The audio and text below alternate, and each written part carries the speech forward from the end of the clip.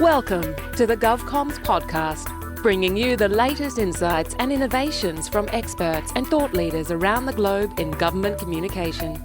Now, here is your host, David Pembroke.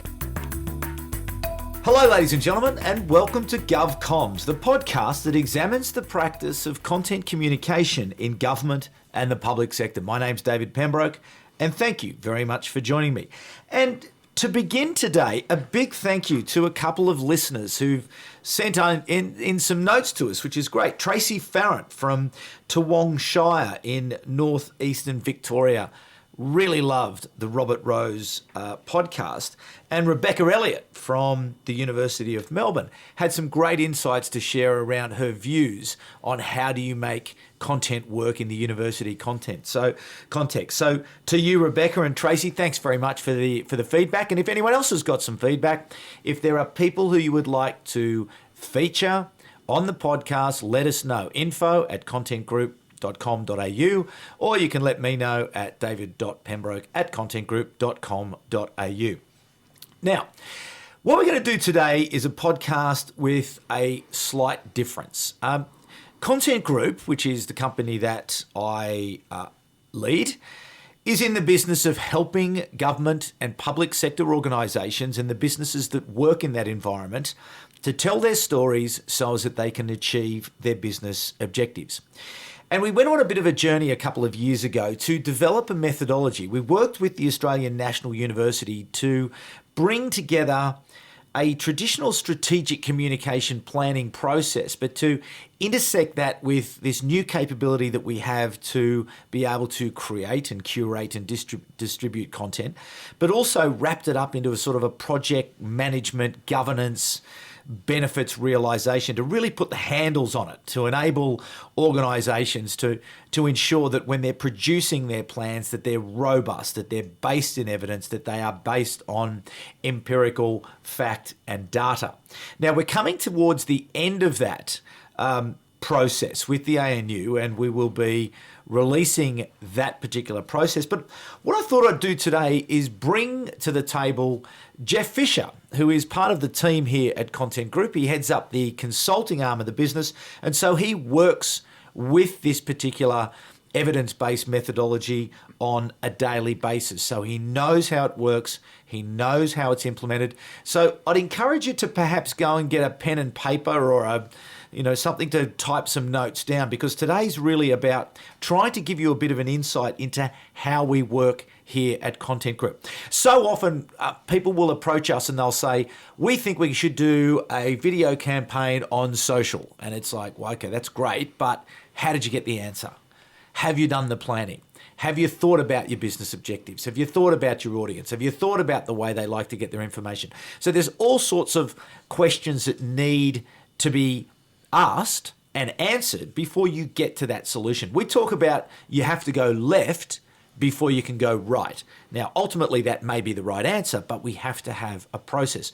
And particularly in government and the public sector, where we're spending money either from a government agency, which is public sector money, or maybe it's a national association and we're spending members' money, we have to be so careful about how we invest that money. So we have to make sure that we are really being rigorous and robust in the way that we do things. But Geoff joins me in the studio now. Geoff, welcome to GovComms. Thank you, David. It's not too far away from your desk. You didn't have to travel too far. I didn't have to travel far at all, so thank you. And indeed, back behind the microphone, you were once a DJ many moons ago. Yes, in another past life.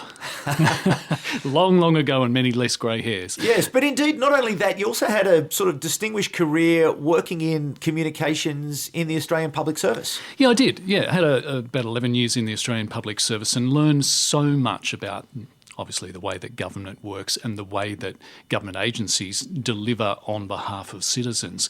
And so I got that really in-depth knowledge from a strategic communication perspective of how government works and what citizens are looking for. And that's part of why my work here at Content Group is so interesting, and we can get in amongst it because the methodology that we use is really based around how governments work, how government agencies are delivering for citizens, and that's the exciting part about it. And so I suppose my role here is, as you said, is to just embed that methodology into the way we deliver and deliver outcomes for our government clients. Okay, so what we're going to do today is we won't go through the whole thing because it's chapter and verse. It is quite big. There are some outlines that people can get if they go to the website www.contentgroup.com.au, and you will see the two research projects that we have there. One is with the University of Canberra, which is looking at this process as a way to help policymakers better embrace the power of strategic communications at the beginning of their deliberations around policy, rather than inviting the communications teams in at the last moment or dumping things on them that they actually don't want to do or don't really shouldn't be doing.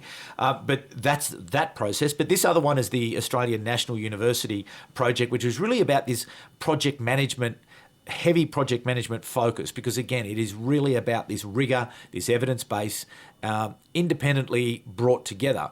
But there are a number of processes, but we'll just go through a couple of the first stages today. The first of those in step one is really this project initiation. So Geoff, what's involved in putting an initiation of a program together? What can people expect when they apply that framework? Yeah, well, I guess the initiate phase is really, it's about setting things up, setting up for success, the ultimate success of your work. At the end of this phase, if you can look towards the end of phase one, you want to be able to articulate the need for communication or engagement activities and the benefits that it's going to deliver. So you have to do everything to get to that point. You need to be able to answer the questions around why do you actually need to communicate? Who do you need to communicate with? What's the context and the priorities? So linking back to what's the bigger picture for the organisation or the government priority, the problem that we're trying to address through communication, how does it link to those things? Because without those links, it's a bit of an orphan. In the initiate phase, we need to look at what success looks like. How do we measure success ultimately for what we're doing? Because as you mentioned, we need to be very accountable for the public money that we're spending. So therefore, we need to know, has it been successful?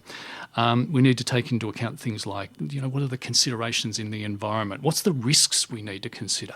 That's a really important one. But also, what are the opportunities? So I guess really important at this stage to be able to link the communication or engagement activities to the policy, the program, or the portfolio objectives. On the flip side, to get a really deep understanding of the target audience, we need to know them in depth, because if we don't know that, then we're flying blind. And as I said, set those measures of success, get agreement on how we're going to evaluate, and ultimately determine if you've achieved what you set out to do. Sounds like a lot of work. I think, well, it's not. It is important work, and as you set up the front about going left to go right, it's critical. It's really important to do the hard yards up front to get the right outcome at the end. And so that's the bit that will set you up for success, having all of these things understood, agreed, and in place before you go any further. And it sounds reasonably comprehensive and enough to perhaps support a business case for the investment that's required to, in fact, deliver these particular benefits and to deal with the identified risks. Absolutely. And that business case, that content communication business case, is really what we see as an output of the initiate phase. It's, if you like, the contract. It's the agreement of why we're doing this, what does success look like, how are we going to measure that success, and what's everything we need to consider, those risks, etc., that I talked about. And that sets up the agreement up front. And that's a really valuable thing to do, because how many times have we been caught up by we think we've got the understanding, we think we've got that all laid out, and then down the track somebody's got a different perspective or a different idea. That business case up front at the end of the initiate phase is really important to make sure we're all clear. So how do you get people interested in this detailed sort of planning when comms is often seen as, the colouring in department, the people who Yep. just create the assets at the end. How do we get people to take it seriously? Yeah, look, that's one of the really big challenges I think many comms functions face, and certainly I think working in government, a lot of the comms functions that we talk to on a daily basis, they tell us things like that, don't they? So often people come to you jumping straight into solution mode, don't they? They come and say, I want a video for an audience. It happened to me today. Yeah. Exactly. It happened to me today. On a social video campaign, but 3 questions later, there was like, I haven't done that, haven't thought about that. And that's one of the big things that people face in this business is that solution mode people coming in solution mode, solution first. And I suppose as comms professionals, and this is part of probably the leadership aspects that I wanted to talk about today, is we have to take the lead on reframing that. And there's some things that come with that, but we can't fall into that same trap of jumping straight to solution, because otherwise we're diminishing the value that we can add in a strategic perspective. And I suppose by jumping straight to solution, you miss so many potential bits of information that could be so useful in shaping the final solution. And as you said, 3 questions later, you've got a bigger perspective and a different product, most likely. And so often, through my experience, if you can reframe the questions up front, it reframes the ultimate solution and delivers something that is user-centred but delivers back for the business objectives. But going to that point of leadership and getting the attention of the people who matter, how do you do that? When you're the colouring in department and you don't have any credibility and you're just a hamster on a hamster wheel, churning stuff out that's really not related to any particular business objective. How do you transition from that type of environment and that level of responsibility to someone who's, okay, we need to bring this group with this methodology into the beginning of our considerations? I think there's 2 aspects to that, David. One is the whole of capability aspect, and the other is the individual leadership aspect. So let's start with the whole of capability. You and I have heard a fair bit lately from government comms areas talking about, we're getting just smashed with requests for stuff. Yeah. They just want us to send stuff out. There's a lack of strategic direction. We're just seen as the people who, as you said, are the colouring in department or are just sending stuff out. That's a really common challenge that people are facing in their job every day. And as a communications capability, I think our role is to show the strategic value that we know we can offer. And that can take some time, but that's a collective responsibility. And by being able to ask the tough questions up front, and sometimes they are tough questions, you've got to sometimes stand your ground and be able to dig and dig and dig to get the actual objectives, the purpose, the why factor. Why are we actually doing this? What is that need for communication? And sometimes that takes a bit of courage as well. Because, often you're dealing with very senior stakeholders who just have a very fixed idea of what they're after. And so I suppose at an individual level, there is some courage and the need to, I suppose, stick to your guns a little bit at times in a respectful way. But if you can do it by showing that this is adding value and it's adding strategic value, then my experience is that's actually well received. Because ultimately, I think business areas are looking for strategic value. It's just that often they come thinking they know the answer. Yeah, but it sounds to me that this is I hope someone could develop an evidence-based strategic communication and stakeholder engagement framework that you could take to these to shape those conversations, because that is, quite seriously, that is the purpose of this particular research. It is to give communications areas the tool that enables them to shape the discussions with the policy areas, the program areas, the service areas, so they can get that mutual understanding and understanding of the benefits that will be derived if in fact it's followed. So that is why we have developed and spent all this money in research and other things with the ANU to bring this tool to the table. So it is a gift to communications areas to start to do that. Because what it does, doesn't it? It steps out those questions in such a way that you can start to have those conversations And in my mind's eye, I think the nirvana down the track is where communications areas with the tool are incorporated into the annual planning processes of all the different line areas, where the agreements can be held up front, and it gives the comms areas half a chance of getting off the hamster wheel if indeed they have an account management model where they're looked after, but there's a mutually agreed plan around the comms to support the activity, whether it's a stakeholder engagement activity, whether it's a communication activity, whether it's a consultation, some other form of consultation or discovery, whatever it is, that's what the tool can bring. Yep. And if we can get them in lockstep, I think we can make progress. And I think what it offers is, as I said, at a capability level and at an individual level, it offers at a capability level a strategic, repeatable, consistent, evidence-based process by which the capability can have consistent and, I suppose, effective conversations and outcomes with business areas. And so building the strategic value of the capability.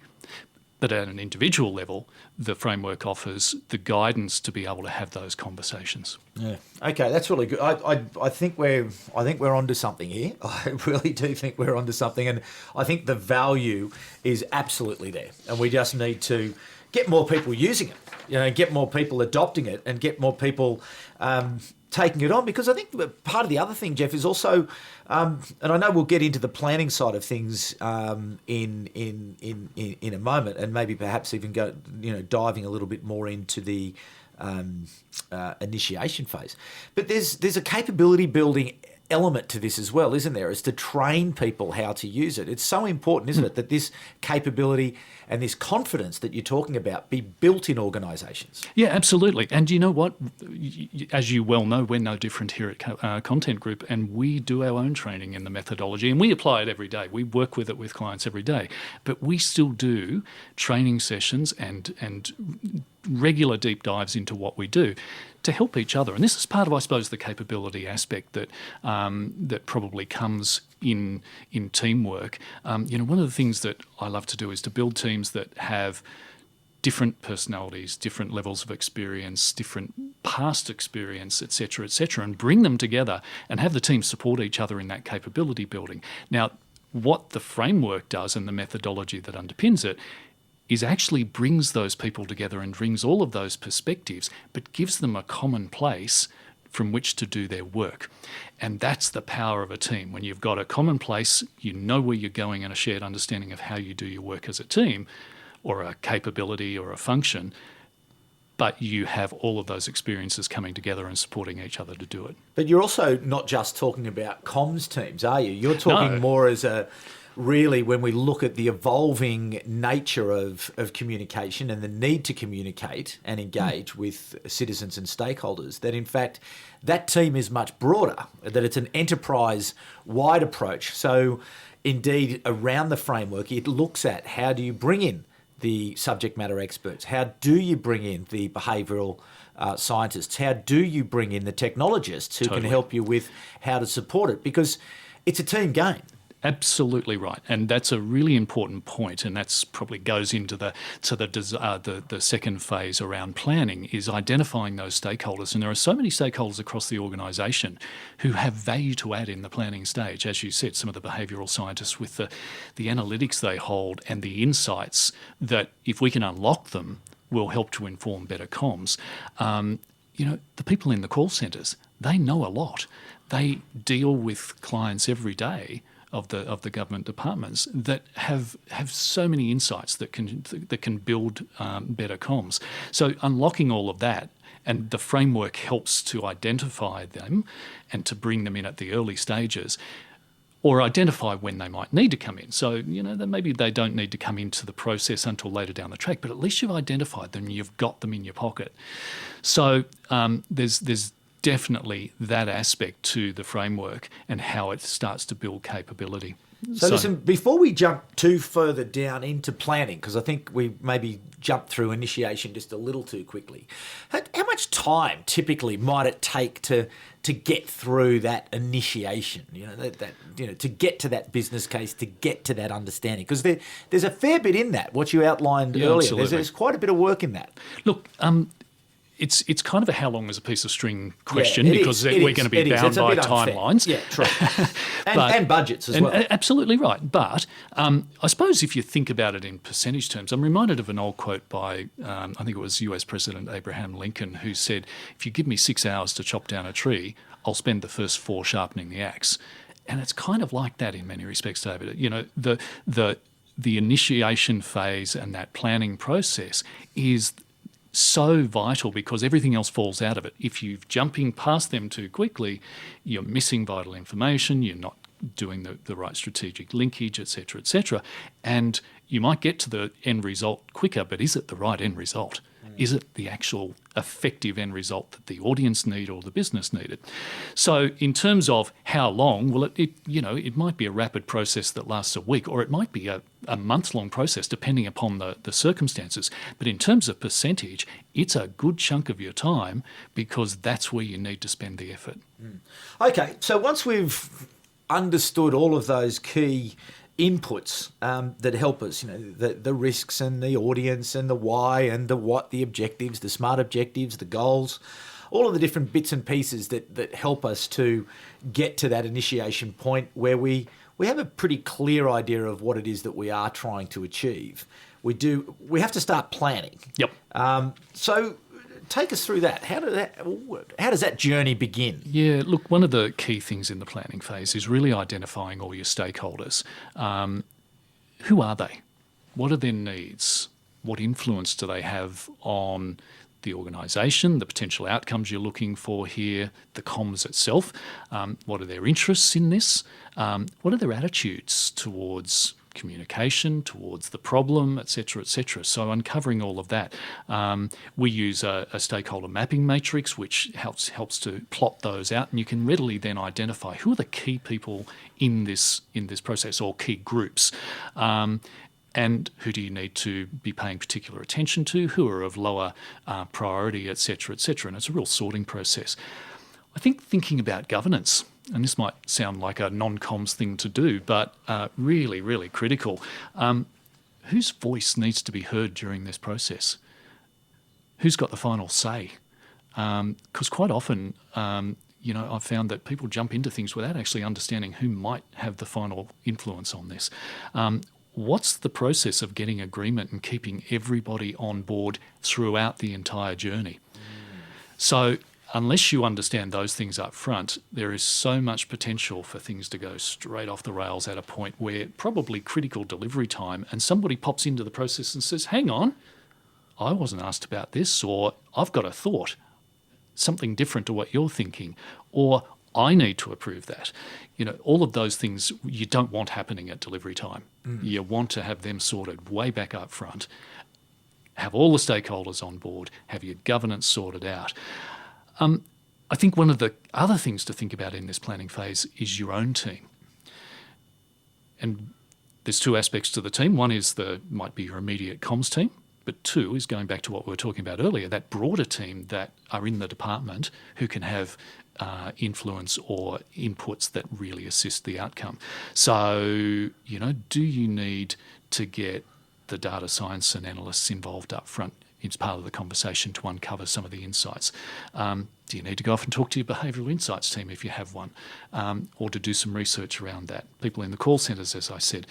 From your own team's perspective, is it a good idea to bring in your designers, who are so often left to the end of the process when it's just like, such a good point. We're just going to throw this at the graphic designers and say, hey, we need this by tomorrow if you could, it'd be nice.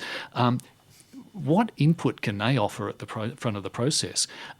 Because that could help shape how things look in the final outcome. And even if they're not intimately involved, at least getting them into the conversation up front, getting them considering it, knowing what's coming at them, will be a really huge benefit down the track. So I think thinking about who you need to have involved. We've all, heard that thing with comms about right message, right channel, right time. But this is really about the right people at the right time. Who do you need to inject into your comms plan at the right time? And some people will travel the entire journey. Others will be injections at the right time. Let me tell you a story. A few weeks ago, we were working with a major client here, and we were at the very pointy end of delivering a major piece of work for them. And we had it all there, but we just couldn't quite get it. There was a small team of us working on something. We just couldn't quite get it out. And there were whiteboard drawings going left, right and centre, and we just couldn't quite nail it. And I thought, this is my time. I've got to step back from this. And I walked outside of the room and I grabbed one of the team and I grabbed her and said, can you just come in for a moment? And literally gave, here's our problem in 60 seconds. And 10 minutes later, she had just offered a different perspective that had allowed us to just go, wow, if we did something like this, 10 minutes later, we were sailing, we'd nailed it. And it was just simply like that. So just think about who can be injected into your process along the way. Is it a creative process, a creative person in the process at the real product development stage, or is it, as I said, the analysts up the front who are giving you the insights, and lining them up, getting them into the tent before you start. Yeah. Yeah, really important. So just dialing back a bit to that stakeholders question and understanding that in the initiation phase, there's a focus on audience. Yep. But then we go to stakeholders. So how do you differentiate between the audience and stakeholders? Is it such that audience is really that focal group that you're looking at, and that the stakeholders are the influencers, or how do you define that difference? Yeah, they quite often get mixed up, don't they? And they quite often do intermingle. And so I suppose at a very basic level, and I'm sure there's lots of people who have their own definitions of stakeholder versus audience, and I've been part of numerous debates over the years of the difference between the two. But I suppose for mine, the audience is really, they're the people you're trying to reach, influence, engage, change their behaviour, do something with. The stakeholders are the people that have got an interest in that happening, or are perhaps the people that might help you to reach the audience to achieve the outcome. Right. That's, at its simplest, that's how I would define them. But as I said, I'm sure there's lots of people with very specific definitions, but I think if we think about it in those terms, it helps us to think about how this process needs to unfold. Now, just unpack some of that other stuff. Interesting around governance. It's sort of, again, this is part of the reason why the evidence-based methodology has been developed by independently by the ANU, so as it's got that best practice. How difficult do you think it is to introduce some of these concepts into communication and policy teams who mightn't recognise that there's value in having governance around a particular strategic communication and stakeholder engagement function? Yeah, look, there's a bit of a dichotomy, I think, in a lot of government departments, because governance is such a strong thing through so many departments. The governance function and governance processes are well embedded in so much of the work that government and government agencies does. But often, when it comes to comms, that kind of goes out the window because people just want to jump straight to, I need that video, or I need a social post or whatever. And the need for that governance underpinning what we do seems to go out the window. I don't think there's a lack of willingness to do it. It's probably something that's more often not just considered as part of a comms function. Yeah, right. I think it's very much, the governance department sits over there, Yeah. We're the comms function. And so perhaps within the comms functions there might need to be a bit of a change of thinking about how the role that governance of comms plays. But also, conversely, in other areas, might be the business partners that we're working with, understanding that actually these governance processes are just as you do for your risk-based programs, the governance around comms is really important as well. So this goes to that point of credibility, doesn't it? It does. Being able to use this methodology as a way of having credibility and demonstrating credibility and demonstrating rigour that, in fact, governance is just as important to strategic communication and stakeholder engagement as it is, as you said, to finance or program delivery or Absolutely. wherever else you may find governance. Yeah, and governance really, I think a lot of people have that boring, governance is seen as something that other people do who, aren't particularly good at parties.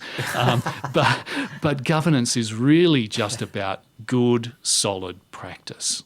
Yeah. And it shouldn't be seen as something as boring. It should be seen as something that's integral to the practice of the way we work. But how do you keep it relevant? How do you stop it just becoming on, the identification of the governance as in, whose tasks, whose responsibilities, who's the owner of the project? How do you use that to make better communication engagement? How does it become more than just a statement of intent? I think the challenge is to take it away from being seen as a ticker box process.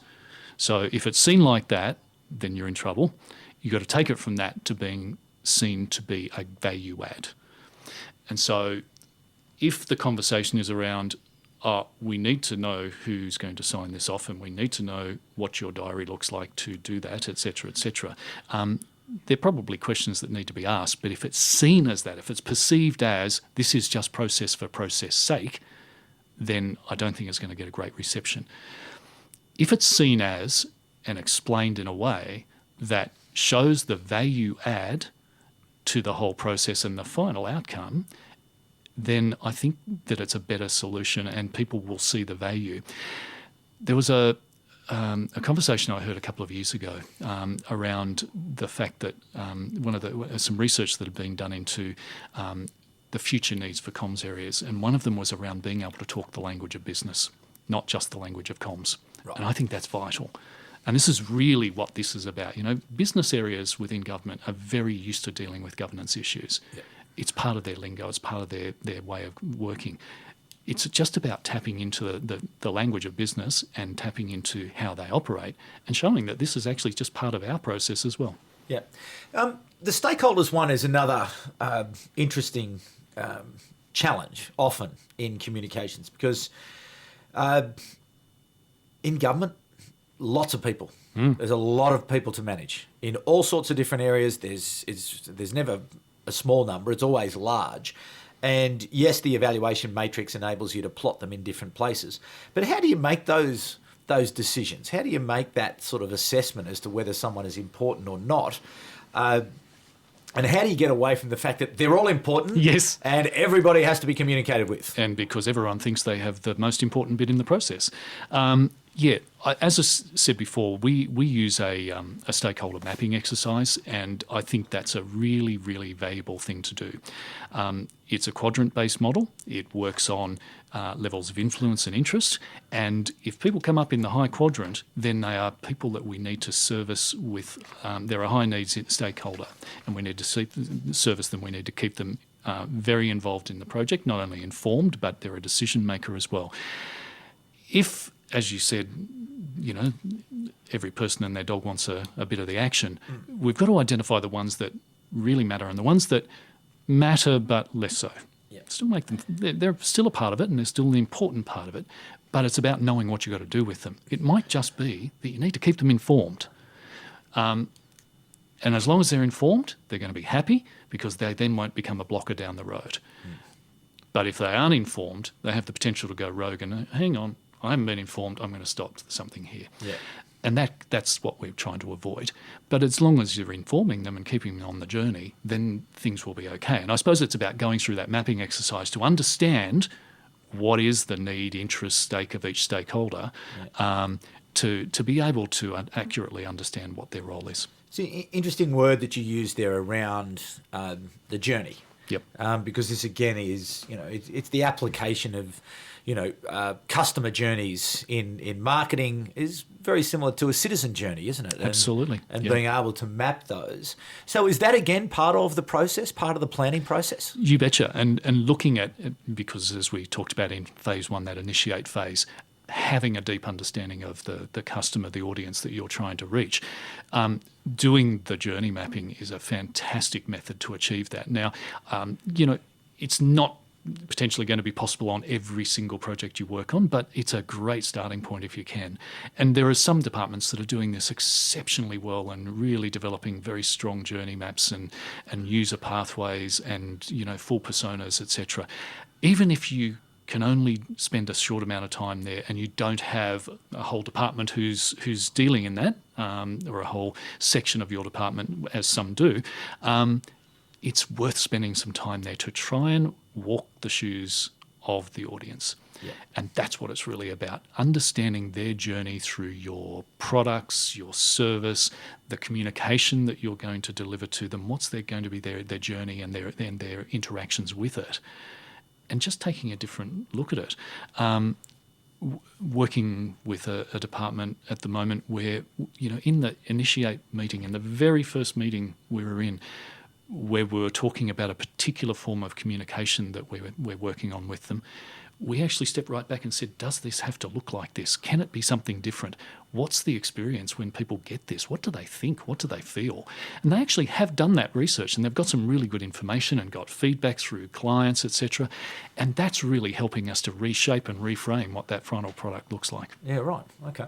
So that initiation phase, the planning phase, so we haven't quite yet arrived. We haven't started to make some choices yet. We haven't made some decisions. So we've got our initiation, which gets us through to the business case. We've then done the stakeholder engagement. We've got our governance in place. You know, I'm itching to get going. Come on. You want to make your video? I still want to put that video out on social. Exactly. And you're stopping me, and I'm sort of getting, okay, so now, how do we put a plan together? All right. This is the point at which we bring it all together into that content communication plan. Right. Good. So what does that look like? Well, you know, we're all going to be pretty familiar with it, but it brings together everything that we've talked about and it designs the key messages. What are the channels? How are we going to reach the audience? What are the timelines here? What's the resources that are going to be involved in making it all happen? It's everything we've talked about with that.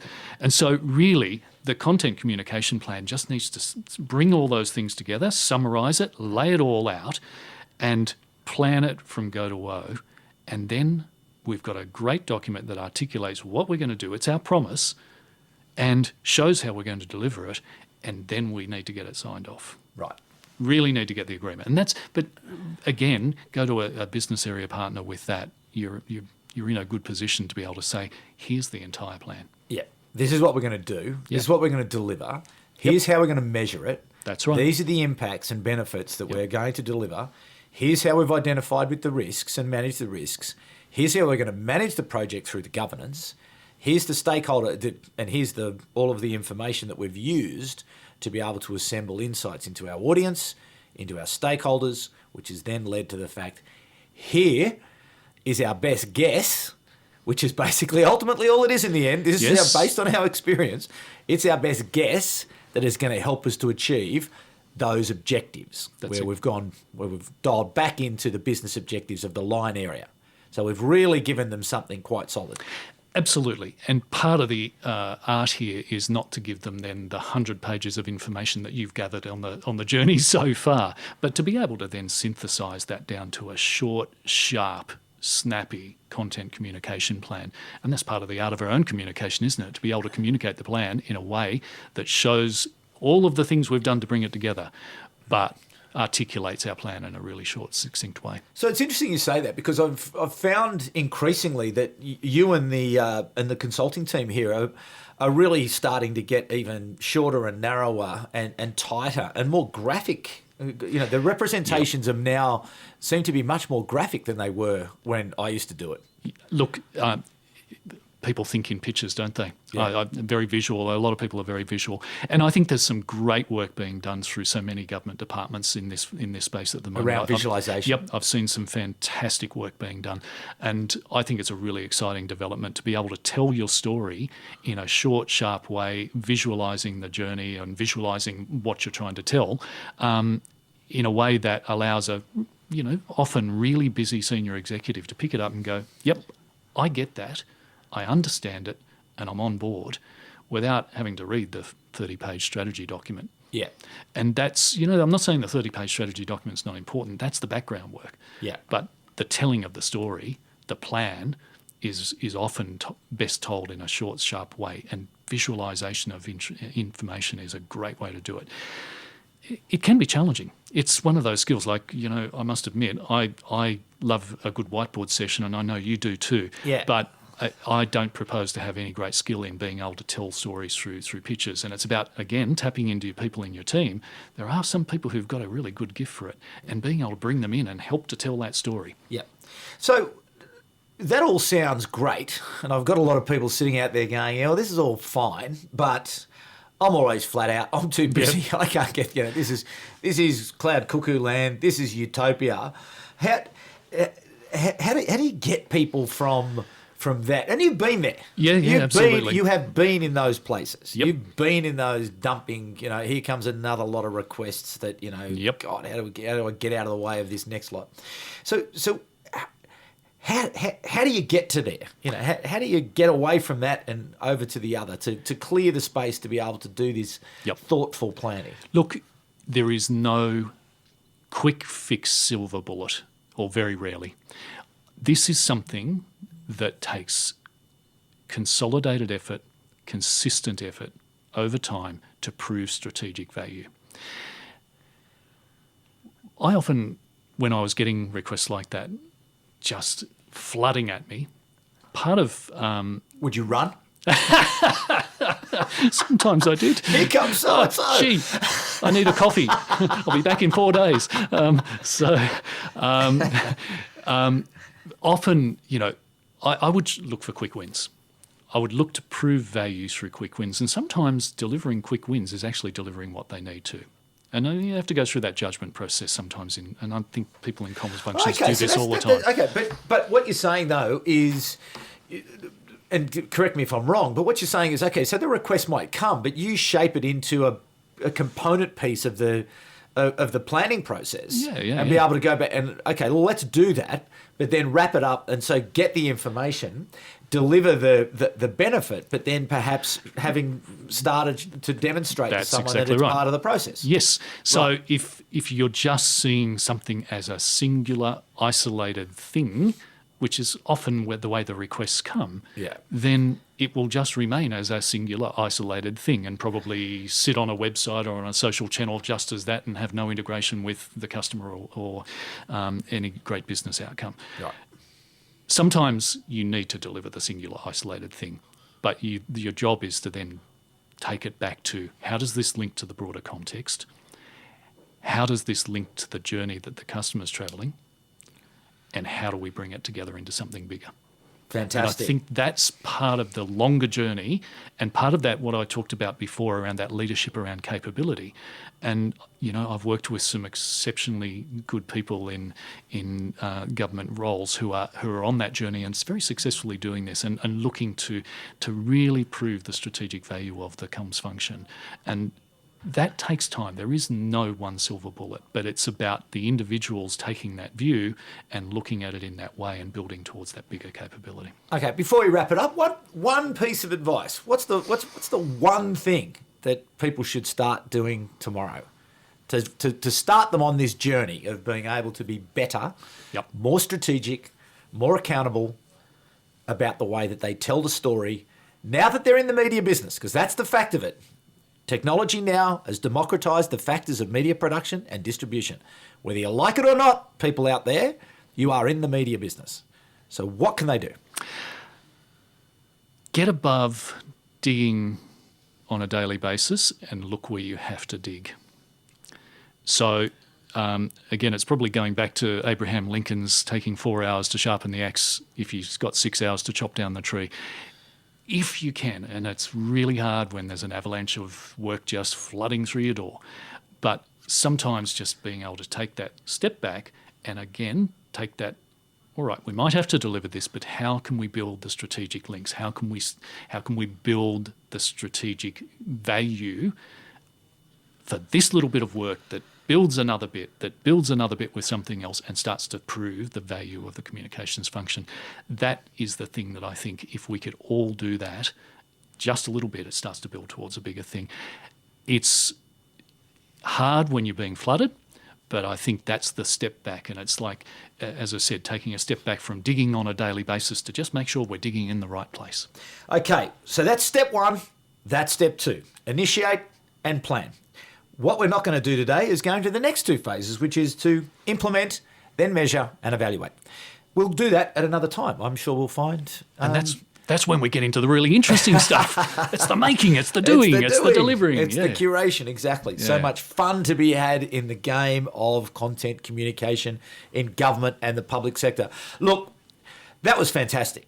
Geoff Fisher taught me a lot more than I thought I knew mostly about it, but so articulate, really was able to explain what this content communication framework is all about, the content communication version of our strategic communication and stakeholder engagement framework. So thanks, Geoff. Really appreciated that. Thanks. I know the audience would have appreciated that as well, because really what we try to do on the podcast is to educate people so that they can learn from experts and they can learn and take things away and put them into their daily work lives. And I know, because I told them before the podcast started that they should go and get a pen and paper.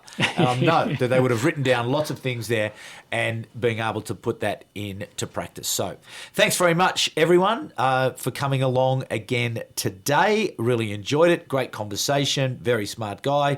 Pleased that he works here and doing great work, telling the stories of government so as that we can strengthen communities and improve the well-being of citizens, because really at the end of the day, that's why we all get out of bed in the morning. So thank you very much for coming by once again. I'll be back at the same time next week, but for the moment, it's bye for now.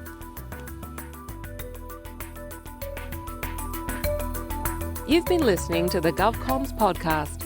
If you enjoyed this episode, be sure to rate and subscribe to stay up to date with our latest episodes.